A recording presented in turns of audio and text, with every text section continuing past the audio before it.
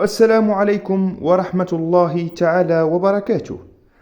إخوتي الكرام، لا تنسوا الصلاة والسلام على سيدنا محمد صلى الله عليه وسلم، والدعاء مع إخوتنا المستضعفين في غزة. اللهم انصرهم نصرا تعز به الدين وترفع براية الإسلام والمسلمين. يواجه المنتخب المغربي نظيره النيجر في الجولة السابعة من التصفيات الإفريقية المؤهلة إلى كأس العالم 2026، وذلك يوم الجمعة 5 شتنبر 2025 على أرضية مركب الأمير مولاي عبد الله بالربعة. تنطلق المباراة على الساعة 8 مساء بتوقيت المغرب، تونس والجزائر، وعلى الساعة 10 ليلا بتوقيت السعودية، مصر وقطر.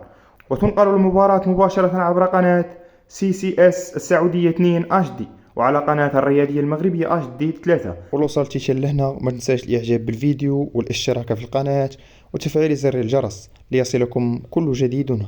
حد اوفر للفريقين، وما تنسوش تقولوا لي في التعليقات شنو التوقعات ديالكم لهذه المباراة.